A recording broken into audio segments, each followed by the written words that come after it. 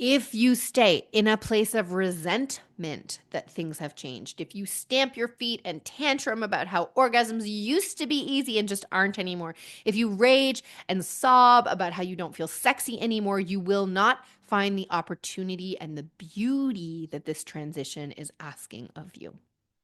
Or rather, we can use all those things as excuses for why we don't want to have sex anymore instead of reasons to evolve and learn more.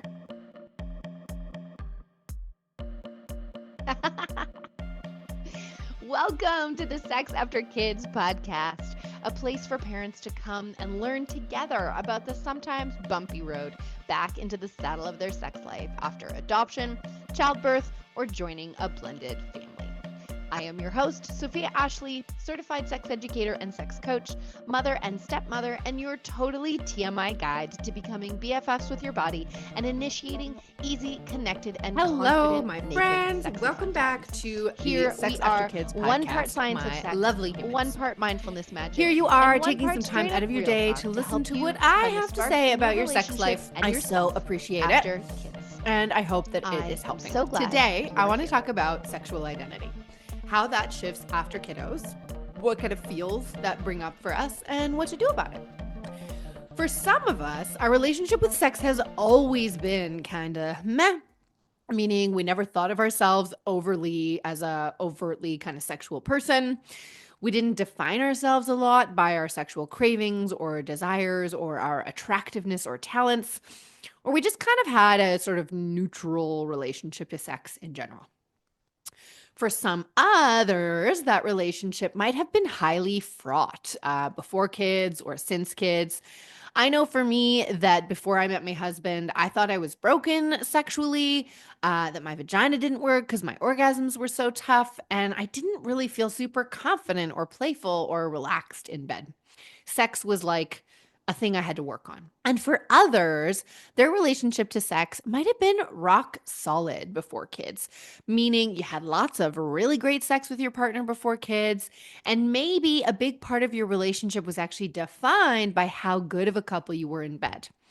Maybe you really loved how sexual you were and you found some power in your attractiveness and your sexual talents, and you really relished or enjoyed your desire for sex.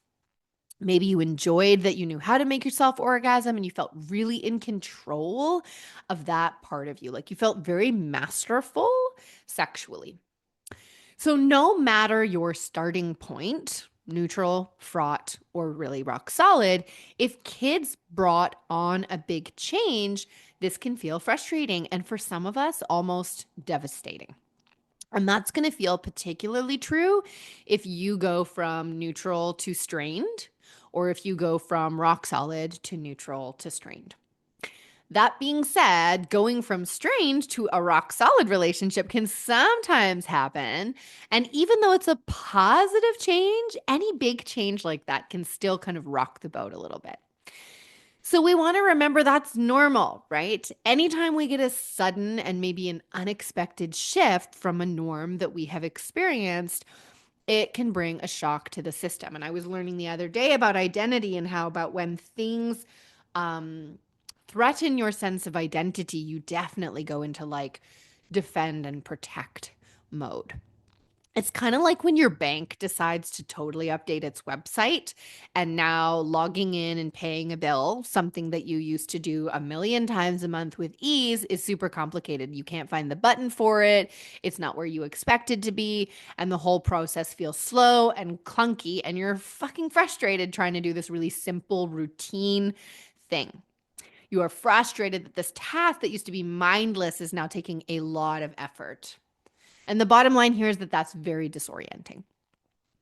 So the same is true when you have a sexual shift, right? When parts of your body don't work the way they used to, or when you're feeling differently about it, this thing that used to be mindful, easy, or neutral and not a big deal is now a big fucking deal. And that is a hard shift.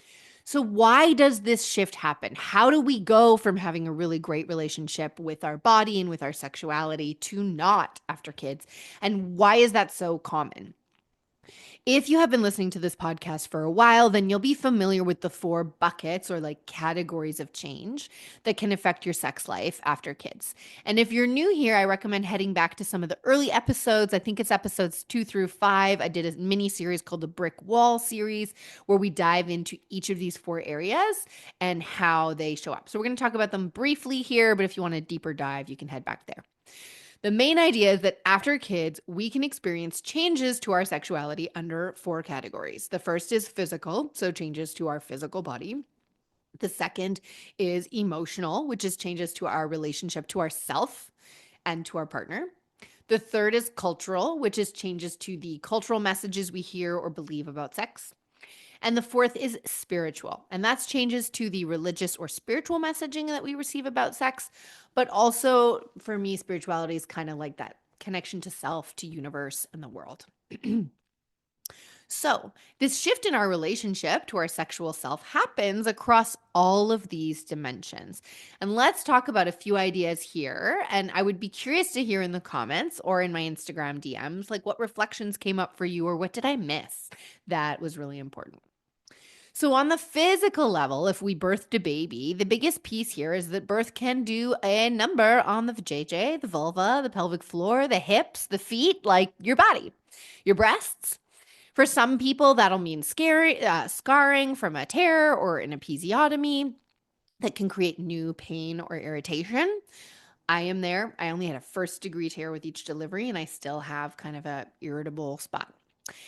This can also mean changes in sensations. So maybe things that used to be sensitive and responsive feel dull or the opposite. Some vagina owners actually report being able to orgasm more easily after kids, although I'd say this is in the minority. Early on after delivery, it can mean things are swollen and maybe in a different place. I remember after my first baby, I did a self-pleasure session to just kind of explore the landscape. And I definitely felt like some of my go-to spots were shifted. They were not quite where I expected. And as my body shifted and returned back to a new normal over the first year, things went back to closer to where I expected them to be. But they were different. It is also worth mentioning that this isn't just tied to your vulva and vagina. So C-section scars, C-section delivery still creates a lot of weight on your pelvic floor, still creates changes to innervation and all that stuff in that area, and can create different experiences. And it's again also worth saying that the experience of breastfeeding or chest feeding can change the game on nipple and boob play, right?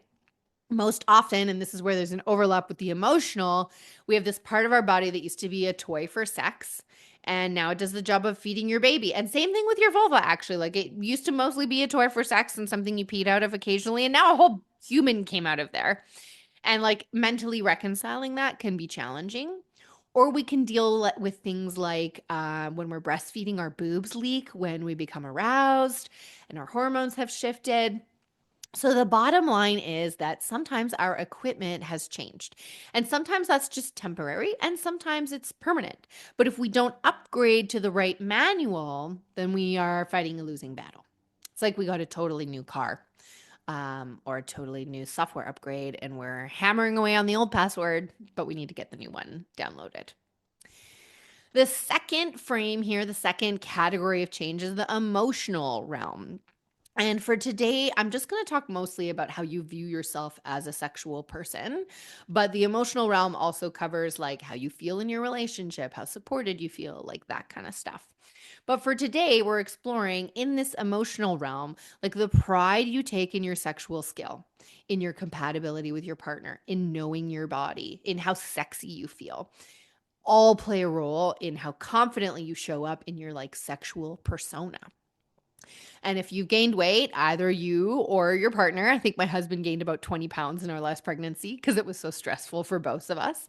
If you've got new stretch marks, if you've got new loose skin, I remember for me, it was just like, I'm the same weight, but things are just distributed differently. And so my clothing fits differently. That's going to affect how attractive you feel, how attractive you find your partner, and how comfortable you feel kind of being naked. And if we don't feel sexy or if we're struggling with attractiveness, if we never felt that way, it's not a big deal. or it's just kind of a status quo. But if we used to feel very confident in our sexuality, if we used to feel super sexy and now we're hiding our belly, that's going to be a big shift in experience for us. There's a difference when we used to feel super sexually attracted to our partner, and now it's a different kind of attraction. And sometimes that comes from long-term relationships, and it's about reframing attractiveness and reframing what it means to be in a sexual relationship. I'll also add that in this realm, we can have a lot of worries and stress from the cultural narratives, which kind of goes into the cultural piece a little bit, which is things like not wanting to express our sexual or sensual selves in front of our kids because that somehow feels taboo. And I don't mean like having sex in front of your children. I mean, like for me, I feel less comfortable walking around the house semi-naked the older my kids are. Like my toddler, I don't give a shit if he sees me walking around in my underwear, but my 14-year-old, I do. So I don't get the freedom to be in a state that makes me feel that comfortable and connected to my body in the same way that I used to.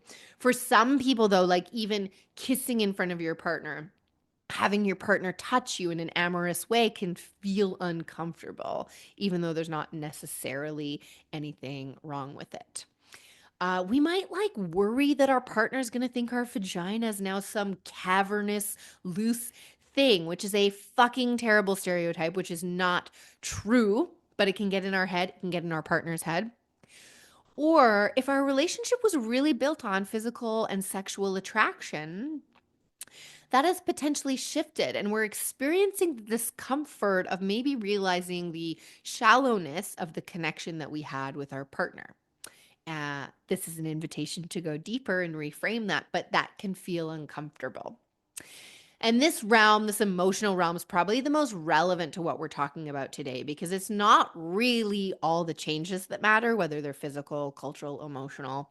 It's how we feel about those changes that matters. And we're going to talk a little bit more about that shortly.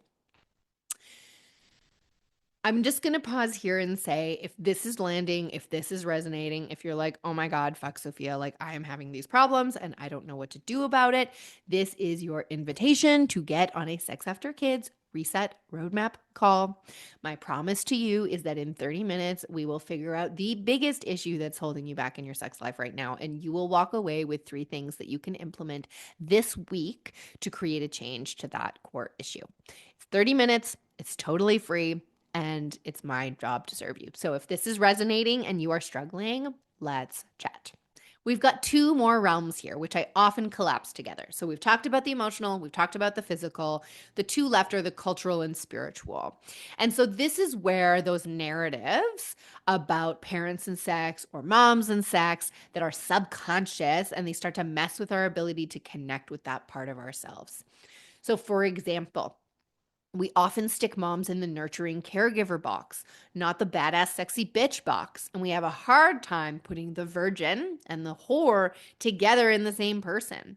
We might have a hard time doing that, or our partner might have a hard time seeing both of those parts, both of those dimensions of ourselves, right? As a culture, we think dad bods are sexy, but mom bods are frumpy and fat and something to be hidden, tummy tucked, and, hidden away. We might worry that we will fall into the cliche of the dead bedroom, so we work extra hard to compensate for that, bypassing ourselves in the process. Or spiritually, maybe there are beliefs in our faith about parenthood and sex. Maybe they aren't even all negative. Maybe some are liberating.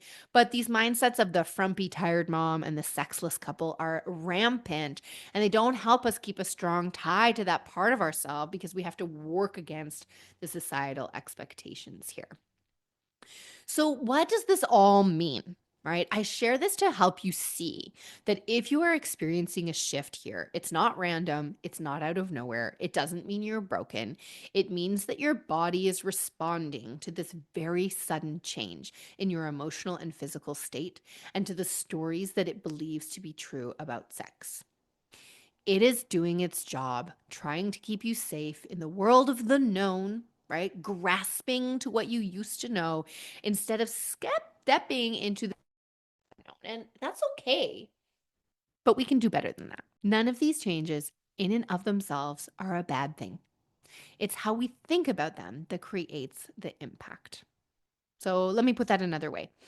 It's not wrong or bad for your body to change. It's neutral. Bodies change. It's a fact. Your body has changed and will continue to change until you die. Your identity and priorities changing is not a bad thing. It's a fact. You, your beliefs, your priorities will continue to change and evolve as you go through life, especially if you're growing.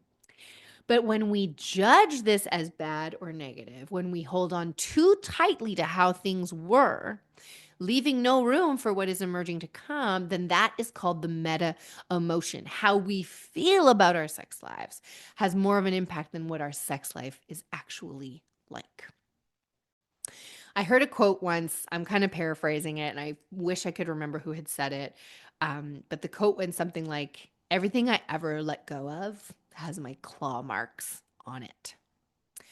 We hold so tightly to what used to be, even when we know it's time to let it evolve or go deeper. And so much so that we leave a mark on the thing that we're letting go of. That quote hit me super hard, especially when I was leaving a job that I loved, but needed to leave for my health. Took me over a year to leave it because I just had my fingernails right in there, but I needed to let go. If you stay in a place of resentment that things have changed, if you stamp your feet and tantrum about how orgasms used to be easy and just aren't anymore, if you rage and sob about how you don't feel sexy anymore, you will not find the opportunity and the beauty that this transition is asking of you. Or rather, we can use all those things as excuses for why we don't want to have sex anymore instead of reasons to evolve and learn more. The key is to get curious and playful about what has changed and to put intention into discovering your new sexual identity, your new manual for your body and your arousal, and your new relationship to yourself and your partner. This is how we build resilience into our lives. This is how we life proof our sex life. I always say that most of us have gotten away with mediocre sex skills until now. Little effort was required from many of us to be decently or wholly satisfied with our sex life. And parenting can throw all of that out the window. But so can a cancer diagnosis. So can your parents dying. So can menopause. So can a big move across the country or a new job or a layoff or any other thing that might happen in your life. So each of these life transitions that affects your body and the way it works and your personal identity is going to change your relationship to sex and your relationship to your partner. Like everything in life, this is a blessing and a curse. It can be a source of great pain and discomfort, and we do want to honor the grief of that. And if we embrace it and walk through the fire as it asks us to, we emerge on the other side in ways we just literally cannot imagine. This shift will, if you welcome it, take you to new places within yourself, within your relationship, and to new planes of pleasure. It will challenge what you believe to be true and show you that great sex is not dependent on physical attraction or perfect moves and fancy lingerie and steel abs. Great sex, deep sex, spiritual sex that takes you to amazing places comes from your ability to get naked emotionally and physically with yourself and another human and fully let go. That is my rant for you this week, my friends. If this is something that you are struggling with, I want to invite you to do a little activity with me. So, yeah, if you are not in a safe place to do a little meditative activity, then you can tap out for here today and come back. And otherwise, I invite you to follow along. So, this is a little somatic practice that I learned from Joanna Lindenbaum, who's an amazing somatic coach. And we're just going to take a few deep breaths, close our eyes, feel your feet, your bum, feel the air on your skin. Loosen your jaw, relax your forehead, just land into this moment. One more breath.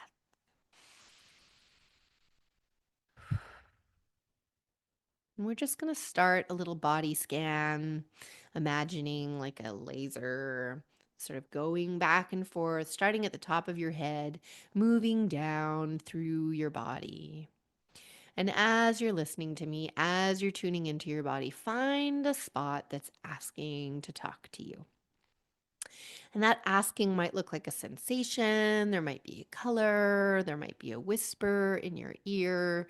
Just find a space and bring your attention there. I know for me right now, I can feel like tension and tightness in my chest. So I'm going to bring my attention there.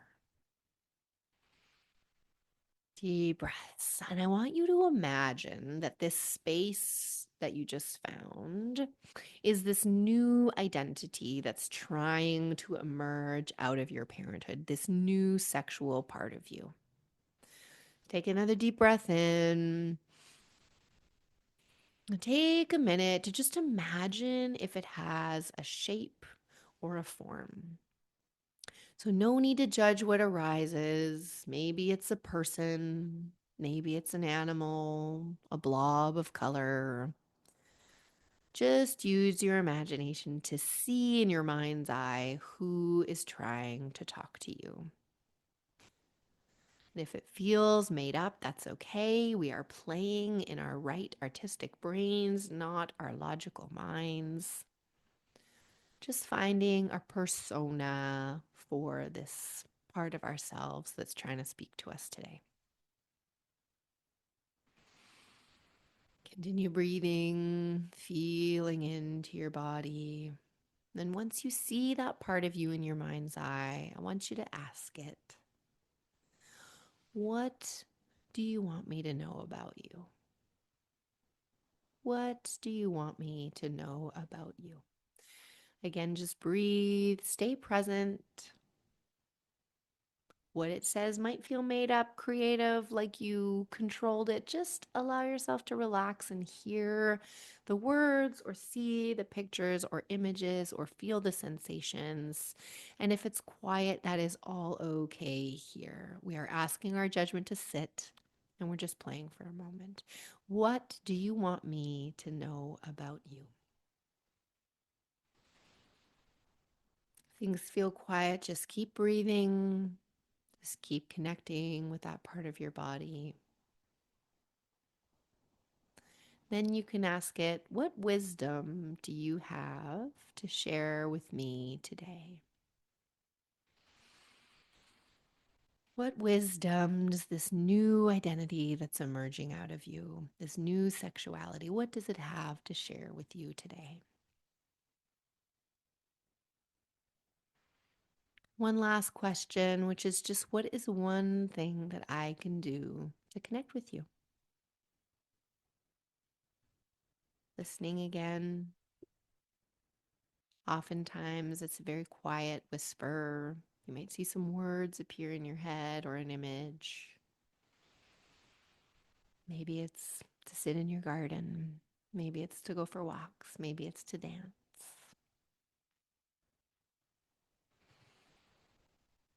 Deep breaths. Give that part of you a hug. Thank it for its guidance today. Come back into your body. Feel your feet on the ground. Wiggle your toes.